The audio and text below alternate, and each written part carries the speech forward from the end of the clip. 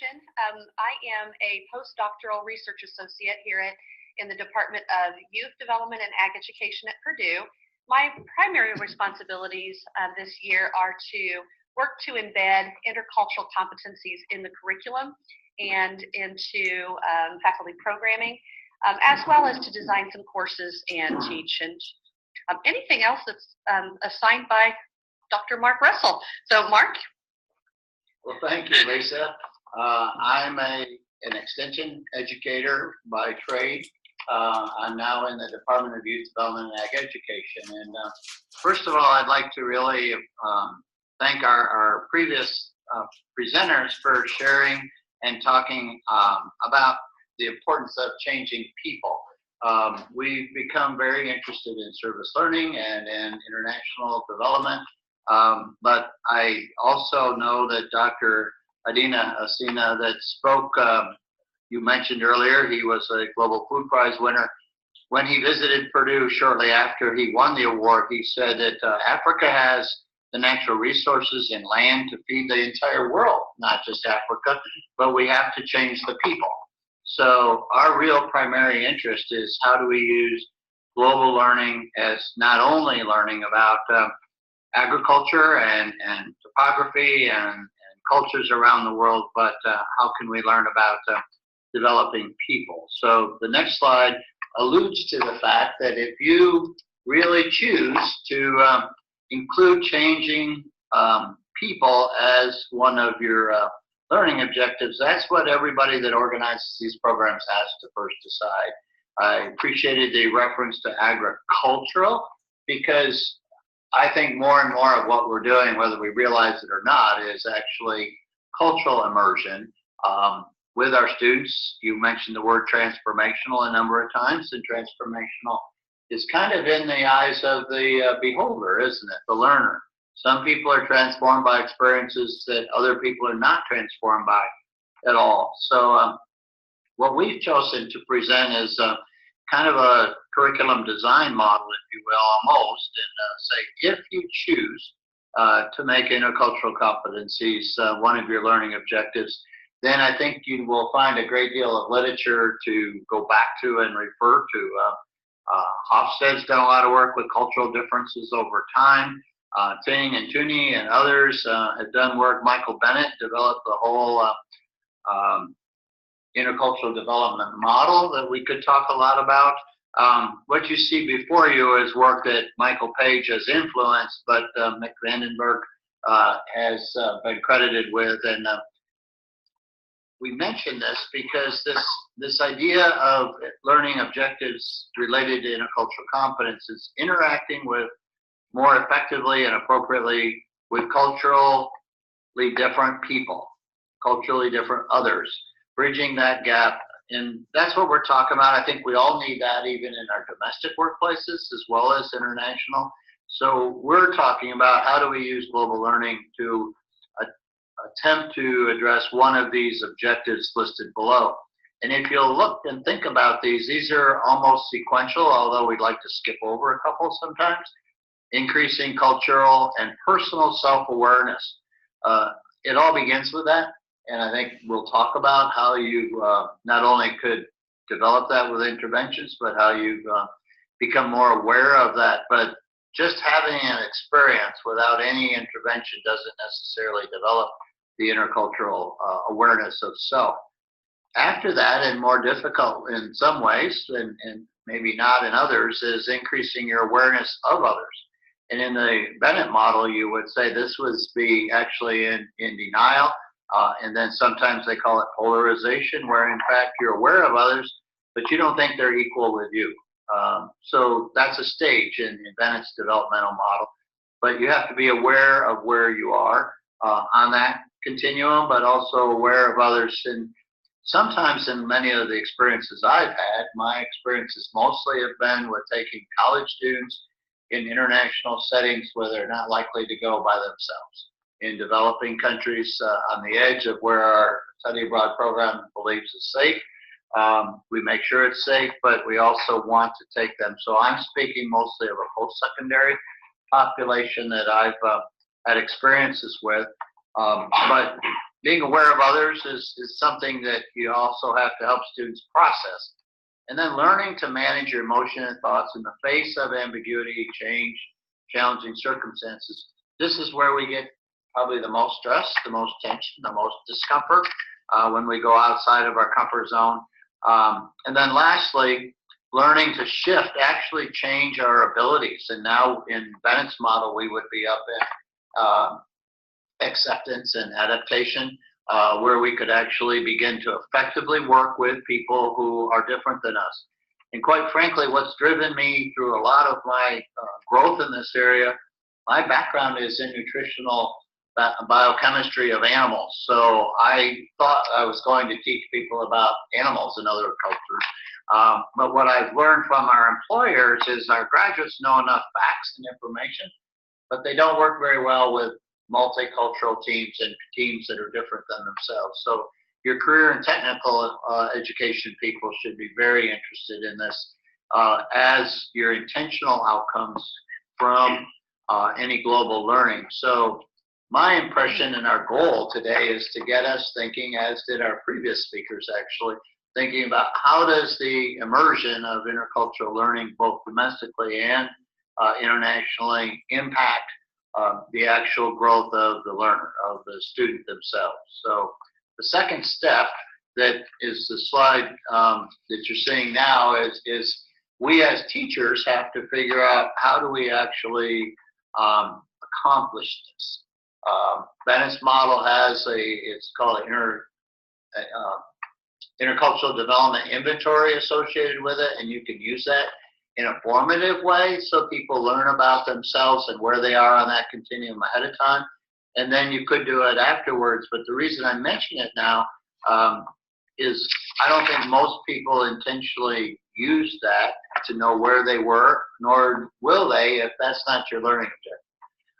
I had a lot of experience taking students abroad saying I was trying to accomplish these things, but then I was very frustrated because I couldn't change or demonstrate a change on any assessment instrument. And what we know now is you have to be very intentional. You have to develop a plan. You have to have the correct, what we're calling here, interventions or activities, learning activities. So I've just listed, or we've listed in examples here, and we're not going to have time to go into any of these in detail. But I'll just say that we just came back from Haiti over winter break. And if our goal is to increase cultural awareness of self, then you can force the students even to have an open journal, which they have a journal that they keep for the whole time. That's more of a diary sometimes, but we force them to think about, what am I learning about myself? How am I changing? Or you can have guided reflections that specifically ask them things that you want them to think about. And you can use those progressively as you would think throughout your experience to see if they change in those guided responses to those prompts. We have group and individual debriefings every evening when we travel or when we do things. Even when we have classes here where we're talking about people with differences, we make a serious attempt to have those group discussions to say, well, what surprised you? What shocked you today? What really made you mad? What took you out of your comfort zone and scared you? These are things, how did you think we would have responded to that at home any differently than where we are now? So the instructor has to be very intentional with the questions and the prompts. And frankly, that takes some training. I didn't know how to do some of these things when I started out as an animal scientist. These examples obviously have to be specific to the objective you're trying to do. So some of you that do concept maps or mapping the entire curriculum from the outcomes to the objectives to the interventions, you know all about this mapping. But if you're going to increase awareness of others, you have to figure out how do you learn and engage and interact with others. So more and more of our study abroad travel has not been a study tour, but has actually been engaged projects and service learning and things that are able to help us to actually dig in deeper. So some of you would call those active learning experiences, experiential learning. You can make them inquiry-based if you would like, or problem-based, but to do that without direct engagement. So we have a Haitian student, as an example, on every team with our American students. This idea that the pen pals just presented to be able to engage students with students, people with people, to me and to us, is the only way we can really affect this awareness of others. But then you have to reflect on it, as we said, and use some of those same instruments from above. And likewise, when you get to the level of dealing with your emotions, most of my experiences don't intend to go there, but sometimes they do. So we have to think about how do we help them go through that, and then how do we use techniques effective with shifting frames and actually moving on. So if we're going to look at the objectives and we're going to look at the interventions, then I'm going to stop and have Lisa continue with, well, how do you assess whether you're actually affecting any change or not? So Lisa, go from here. Absolutely. So once you have established your objectives and you have matched and mapped interventions to those, the next step is to assess once the program, even when the program's in motion or once the program is over, we always want to assess. And frankly, it's not always easy to assess or to quantify really these complex interpersonal cross-cultural experiences. And so at Purdue, we have the Center for Intercultural Learning, Mentorship, Assessment, and Research, and the team of specialists they have put together work with faculty and staff who are leading study abroads, but also faculty and staff who are interested in embedding global intercultural competencies in the curriculum here domestically.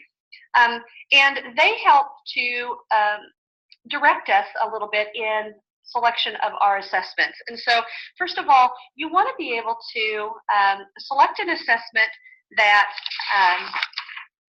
helps your students understand their own baseline abilities. And so not only do you want to understand where your students begin, but you want your students to also understand where they begin.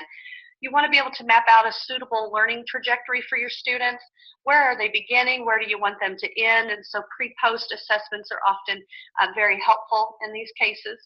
And then mentoring students toward greater intercultural skills acquisition.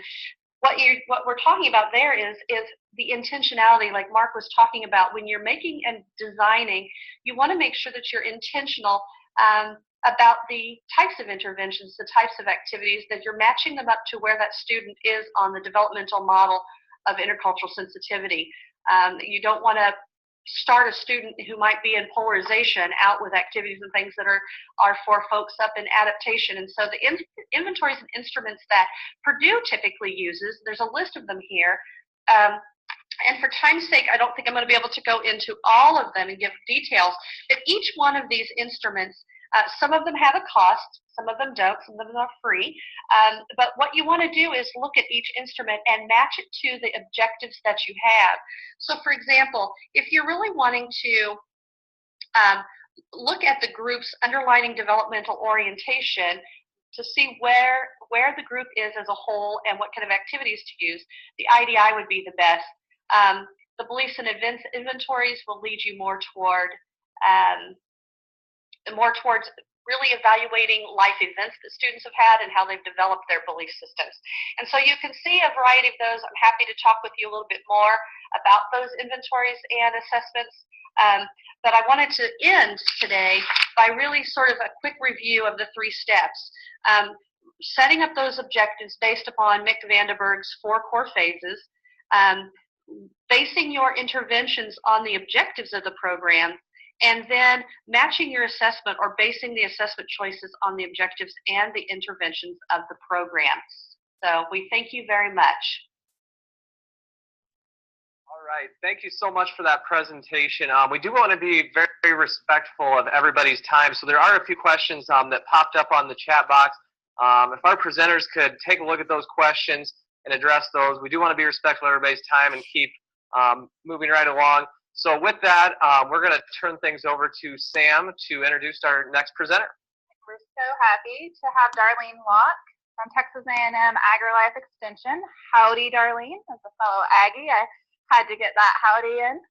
We're so glad that Darlene's joining us to tell us about the Texas 4-H Globe program, the Global Leadership Opportunities Beyond Education. And we're particularly excited because Darlene found out about this program when she was a participant in GLAG 16.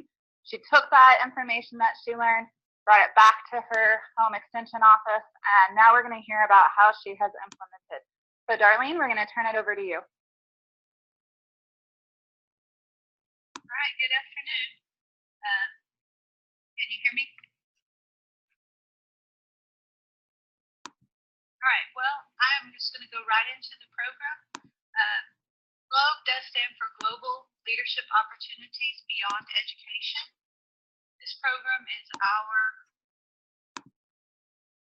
Texas 4-H answer to the My World phrase of the 4-H Pledge. It's a comprehensive citizenship and leadership program for 4-H members in grades 6 through 12. And as she mentioned, it was the inspiration from participating in this program that got us going. GLOBE has 4 primary goals. Those are education, citizenship, cultural awareness, and leadership. And just quickly, I want to kind of go over those in more detail. Through GLOBE, we want to educate our youth about other cultures, poverty, food insecurity, sustainable agricultural system, and taking personal action to make a difference in their own communities. Through GLOBE, our intent is that the youth will experience other cultures and customs through simulations and experiential learning activities. We've heard a lot about those today. Only through learning about other cultures, communities, feel that youth can really appreciate those differences. So through GLOBE, we want to give our youth the opportunity to walk in the shoes of others. And finally, GLOBE incorporates team building activities with a set cohort of youth where they have the opportunity to also demonstrate their leadership while conducting service activities in their own community and making public presentations. So a quick review of the GLOBE program. It is a 2-year, 2-tier program. Tier 1 experience involves 3 online webinars and then a simulation experience at Heifer Ranch. Heifer Ranch is a part of the Heifer International program, where the youth experience a simulation of living in an impoverished community. At Heifer Ranch, they have countries represented such as Zambia, Thailand. They also have urban slums in Appalachia. And then following that experience, the youth would go back in their community for these service activities. Then after completion of the Tier 1 requirements, the youth would qualify for the Tier 2, which ends up being additional online webinars to prepare them for an international experience. I have to turn up my microphone, so let me work on it.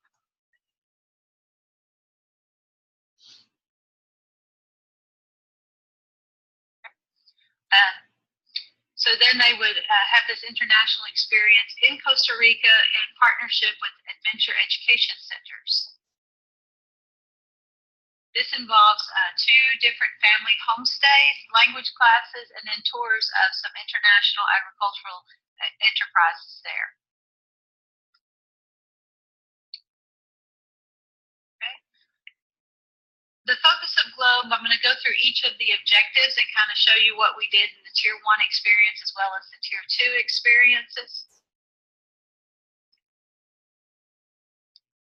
In the education component, again, the online webinars prepared the youth to understand the meanings of culture, poverty, ag sustainability, and philanthropy, and then also how that all relates to different communities and societies. In Tier 1, when the youth travel to Heifer Ranch for the Global Challenge, before they're split up into their mock families, the staff there at Heifer Ranch do an outstanding job of explaining the various communities that are represented there at Heifer Ranch. Here on the right, the youth are learning about a Tibetan community. And then in Tier 2, the youth take their education to a different level when they are involved in Spanish language classes, and then using those language skills immediately in the afternoon as we go out and tour various agricultural enterprises. Additionally, the youth, while they're in Costa Rica, they go, one of the experiences, the one picture here is at Earth University. So they're getting to learn about career opportunities and higher education. But here they're learning from a student who is doing research to help develop sustainable agriculture systems in her native country. The GLOBE program, major program focus is on citizenship and philanthropy. The students in the Global Challenge, again, they are living out what it would be like to live in. For our program, the number of youth we had, we experienced 4 different communities: Guatemala, Zambia, Thailand, and the urban slums. They have 3 additional communities, a refugee camp, Tibet, and the other one escapes me right now. But depending on the number of students you have is the number of accommodations. The adults in the program, myself and the other chaperones, are actually given the role of either an elder or a toddler, and so you really can't have any impact on the students about decision making or the task. And so one of the youth on the evaluation even commented how their chaperone was useless and not engaged. And that's really funny because oftentimes they think we're overbearing.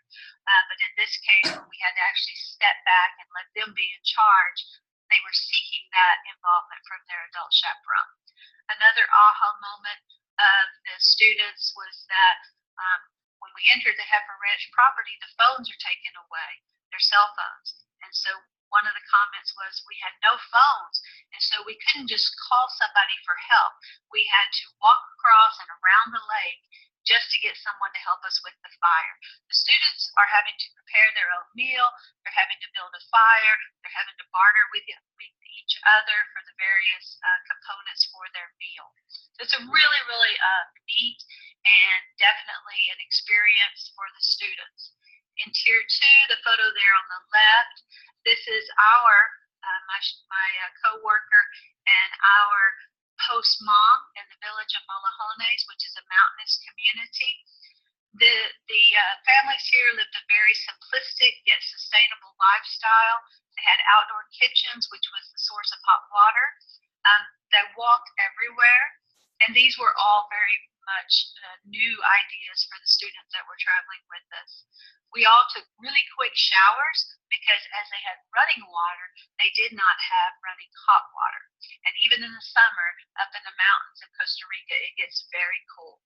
So again, just a very hands-on opportunity for the students to live in and among and to learn about a different culture.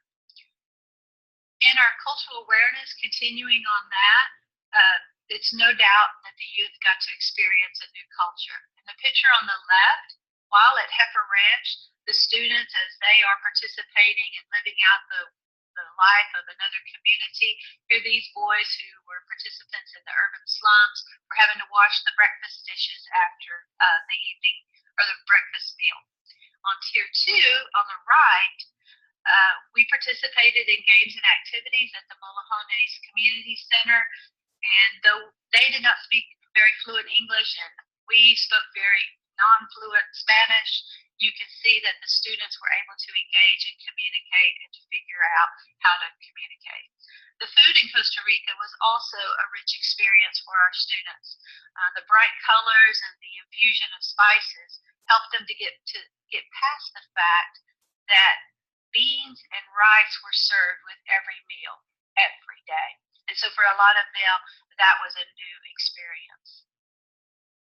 And then finally, while participating in agricultural tours each afternoon, the youth learned about sustainability and hard work. Here on the left, they're assisting a guava farmer with some trees, propagating trees there. And then on a small pepper production facility, they get to help the rancher, the farmer, fix those plants so that they're not in contact with the soil. And they get to learn how one operation can take the peppers from harvesting to actual packaging and labeling all right there in one place. They market these products, they take them to the community to sell them. So they gain an appreciation of really how families are sustainable and can produce their source of living there. So lastly, with the leadership, these youth that we have are coming from across the state of Texas. Many have not ever even met one another. They range in grades from 6 to 12. And so we do a lot of work with them on team building and communication and trust building exercises. At Heifer Ranch on the right here, the staff there leads them through some extensive low ropes course activities to work on those skills. And then once they go back in their communities, of course, they're doing their presentations and getting to hone their leadership and speaking skills. On the left there in Costa Rica, we did get the opportunity to participate in some more tourist type activities. And so whitewater rafting on the Pacuari River was quite challenging and really tested their teamwork skills. And of course, was a lot of fun. And then lastly, I would share with you our evaluation process. Through Tier 1 and Tier 2, we had different types of evaluations. With Tier 1, while we were on property, the 27 youth completed a pre and post test. With Tier 2, we chose to use a pre-post evaluation. Not as effective. 13 students traveled with us to Costa Rica. 8 of those completed the pre-post survey. Additionally, 11 of the students of the 13 completed a more qualitative type assessment, a narration of their experience. So here briefly are some results from those evaluations. Oh, excuse me, my left and right hand are not coordinated. But the survey questions revolved around the same 4 objectives. And so with the education component, the Tier 1 respondents indicated that in the pretest that learning valuable information about cultures. In the beginning, we had 96% of the students strongly agree with that. And then for the 2017, because of GLOBE, the students reported that they could understand how poverty impacts food availability and the quality of nourishment. In the citizenship area, the students reported that they understood the difference between the standard of living and poverty. We felt this was really important. Kind of goes back to the idea that Dustin had of where we think we need to go in and fix things. Our students learned that these individuals, while they were in poverty, they still had other type of life things that made it worthwhile of being there. In the cultural awareness, very important part of this is for our students to understand how other people live. And so 30% of youth in the pretest reported strongly agreeing to having the understanding between the difference of, I'm sorry, I've gone back a slide. But anyway, so in the slide of cultural awareness here, the youth had the opportunity in their narration to give us what it really meant to be there. And then this young man on the left, his quote was, "After living with a family in the mountains of Olajones, I wondered why they chose to stay here rather than living in town where it might be easier." And then after that question, he came back saying that he saw that they loved each other. There was a strong sense of community within the farm workers. They had beautiful views outside. They could pick fruit anytime. And so he just was able to capture that while they didn't have much, what they had was a sense of community. And I think sometimes we forget that. So I will just advance to the end slide where you'll have my contact information there. That way, if you have additional questions, you can be able to contact me. Daniel, I'll turn it back to you or take any questions. I think we're out of time. Thanks so much, Darlene, for sharing with us your experience with the GLOBE program. You've got lots of great ideas shared, and hopefully, just like you during GLAG 16, someone will see this opportunity and take it back to their home state and implement it in their community. Unfortunately, we don't have time to take any questions live, but if you continue to add your questions to the chat box or on Twitter, Darlene's going to stick around with us and help get those answered. We also know that there's some questions in there. There's some intrigue into what Brad does at Hawkeye Community College, and we'll hop on the chat box a little bit later, get to answering those questions as well before our day is over. Now, as somebody who puts on a lot of conferences, I understand that everybody's favorite time of the conference is when there is time for coffee and snacks. So even though we're having a virtual meeting experience, we wanted to make sure we had those break times. So this is one of those breaks. We really encourage you, if you have one of the conferences in a box, to take a moment and enjoy some of the snacks. If you're a caffeine fiend, there's even something in there for you. Try one of the pocket coffees that was recommended by a past participant. These are from Italy. I just tried one myself, and I'll be posting to Twitter my reaction. I think you'll enjoy it. We also have a challenge for you during this break to not only submit your ideas for snacks for next year, but to also reply to someone new or reply to someone that you don't know. Get engaged in that conversation on Twitter. So we'll go ahead and take a